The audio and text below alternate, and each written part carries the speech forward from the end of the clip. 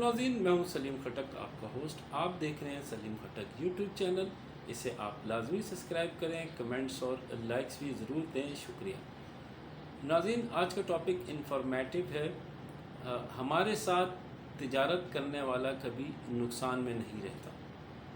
एक मशहूर वाक़या है जिसमें रसूल पाक सल्लल्लाहु अलैहि वसल्लम ख्वाब में आते हैं और सब कुछ बदल जाता है।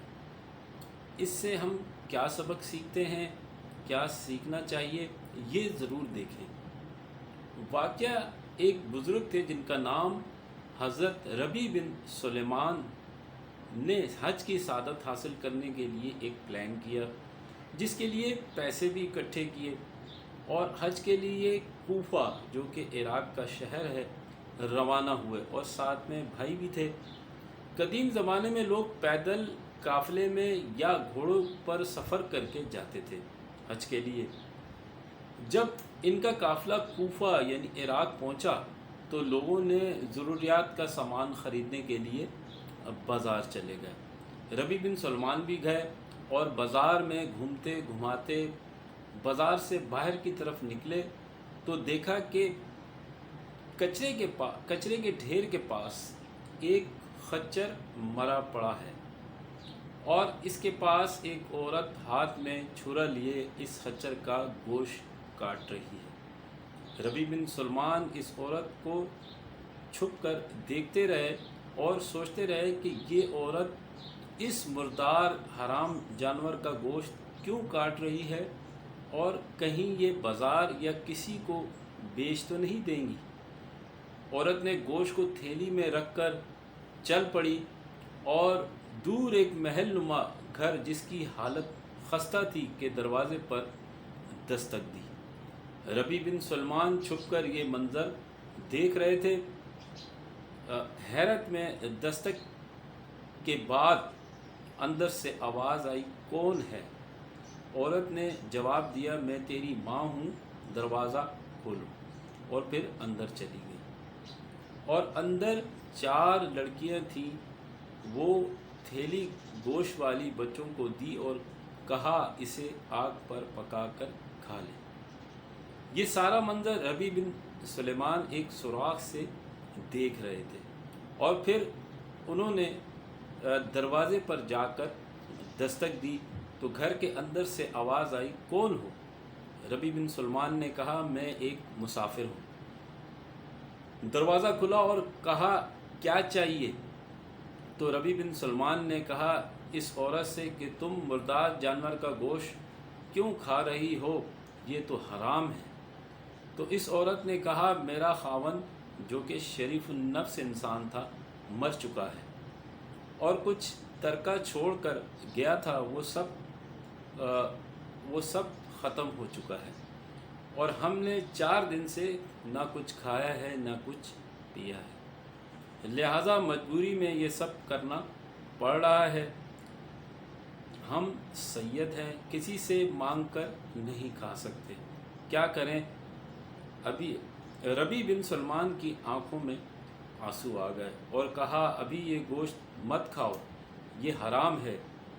पारसी के एक तबके में जो मुर्दार खाता है, बाकी सारे मज़हब में मुर्दार जानवरों को हराम करार दिया है। औरत ने जवाब दिया, हमें पता है, पर 4 दिन से भूखे हैं, ये ना खाएं तो क्या करें? किसी से मांग कर नहीं खा सकते क्योंकि आले रसूल हैं, सैयद हैं। रबी बिन सलमान कहते हैं, ये हालात सुनकर मैं बेचैन हो गया और मैं काफ़िले की तरफ लौटा और मैंने साथियों से और भाई से कहा, मैं हज के लिए नहीं जा सकूंगा। भाई ने और सब ने रबी बिन सलमान को समझाया, ऐसा मत करो, حج کرنے سے سارے گناہ معاف ہو جائیں گے۔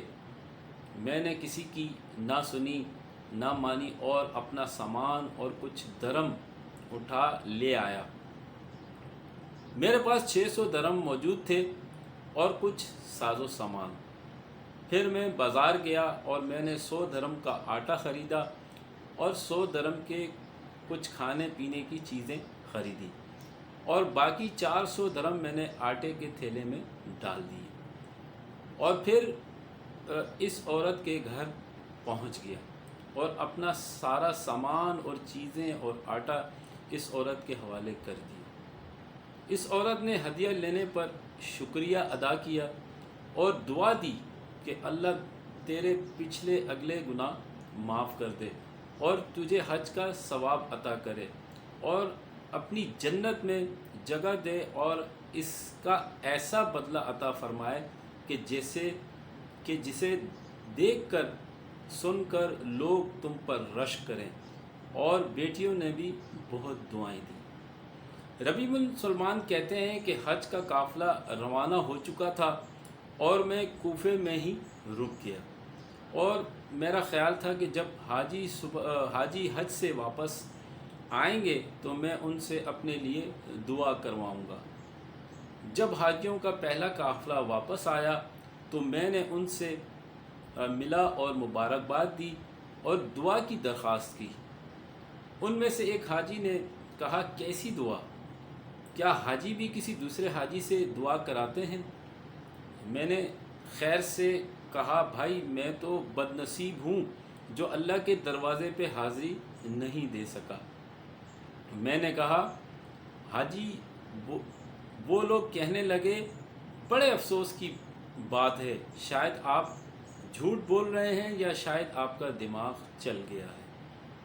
بھائی میرے، تم تو ہمارے ساتھ عرفات کے میدان میں تھے اور تم نے ہمارے ساتھ طواف بھی کرتے رہے ہو۔ ربیع بن سلمان اپنے دل میں سوچنے لگا کہ یہ کیا کہہ رہے ہیں، یہ کیا تماشا ہے، کیا مذاق ہے۔ اتنے میں میرے شہر کے حاجیوں کا قافلہ اور بھائی بھی آ پہنچے۔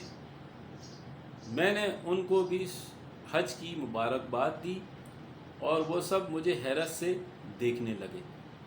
بھائی نے کہا، میں تمہیں وہاں پر بلاتا رہا مگر تم یہ کہہ کر چلے گئے میں آ رہا ہوں۔ اور پھر سب نے کہا، تم ہم سے پہلے کس طرح یہاں کوفہ آ پہنچے؟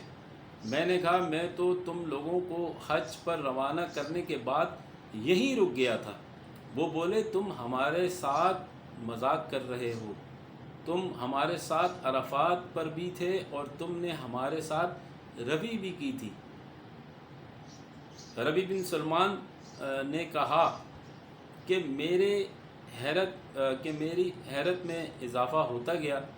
اس دوران ایک شخص ان سے آگے بڑھا اور کہنے لگا، بھائی انکار کیوں کرتے ہو؟ تم ہمارے ساتھ مکہ میں بھی تھے اور مدینہ میں بھی تھے، بلکہ جب ہم روضہ رسول کی زیارت کے بعد بابائے جبرائیل سے باہر آ رہے تھے تو اس وقت تم نے یہ تھیلی میرے پاس امانتاً رکھوائی تھی، یہ تھیلی واپس لے لو۔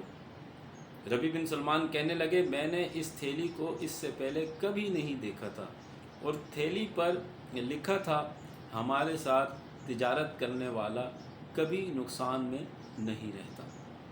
میں تھیلی لے کر واپس گھر چلا گیا، عشاء کی نماز پڑھی اور پھر کشمکش میں میری آنکھ لگ گئی اور مجھے خواب میں نبی پاک صلی اللہ علیہ وسلم کی زیارت نصیب ہوئی۔ رسول اکرم صلی اللہ علیہ وسلم نے ارشاد فرمایا، اے ربی، آخر ہم تمہیں کتنے گواہ پیش کریں کہ تم نے حج کیا ہے، تو مانتا ہی نہیں۔ بات یہ ہے، جب تم نے اس عورت کو جو میری اولاد تھی ہدیہ کیا اور اپنا حج ان پر قربان کر دیا تو اللہ نے ایک فرشتہ تیری صورت کا بنا کے حکم صادر کیا کہ جاؤ قیامت تک ہر سال ربی کی طرف سے حج کرتے رہو، یہ اب کرتا رہے گا، اور مزید دنیا میں تمہیں یہ انعام دیا کہ تم نے 600 درم اس عورت کو دیے تھے، اللہ تعالیٰ نے تمہیں 600 سونے کے دینار اشرفیاں عطا کر دی ہیں، کھولو اس تھیلی کو اور دیکھو۔ ربیع بن سلمان کہنے لگے کہ جب میں سو کر اٹھا تو میں نے تھیلی کھول کر دیکھی تو اس میں واقعی 600 سونے کی اشرفیاں موجود تھیں، اور پھر تھیلی پر لکھا ہوا تھا کہ ہمارے ساتھ تجارت کرنے والا کبھی نقصان میں نہیں رہتا۔ جی ناظرین، الحمدللہ ہم مسلمان ہیں، ہمارا ایمان اللہ تعالیٰ کے لیے ہر چیز کو کرنا ممکن ہے، اللہ پاک وہ کچھ کر سکتے ہیں جس کا ہم سوچ بھی نہیں سکتے، اور جو لوگ عبادت کو انسانیت کی خدمت کے لیے قربان کر دیتے ہیں، جیسا کہ یہ واقعہ بیان کیا گیا ہے، اللہ پاک انہیں ربیع بن سلمان کی طرح دوسرے مومنین سے زیادہ صلہ عطا کرتے ہیں۔ اللہ پاک نے ہمیں ملک میں مہلک وبا کی آزمائش کی شکل میں انسانیت کی خدمت کا موقع عطا کیا ہے، لہٰذا اس موقع کو نہ جانے دیں اور لوگوں کی خدمت کریں۔ اللہ پاک ہمیں ربیع بن سلمان جیسا بننے کی سعادت عطا کرے۔ آپ ضرورت مند لوگوں کو تلاش کریں، وہ سفید پوش لوگوں کو تلاش کریں جو کسی کے پاس نہیں ہاتھ پھیلا سکتے، ان سب کی مدد کریں۔ اللہ پاک ہماری دعاؤں کو قبول کرے اور ہمیں گناہوں سے بچائے اور ہمیں لوگوں کی خدمت کرنے کا موقع فراہم کرے، آمین۔ ناظرین، امید ہے یہ پروگرام آپ کو پسند آیا ہوگا، دیکھنے کا بہت شکریہ۔ انشاءاللہ اگلے پروگرام میں ملاقات ہوگی۔ Thank you very much, thanks, اللہ حافظ۔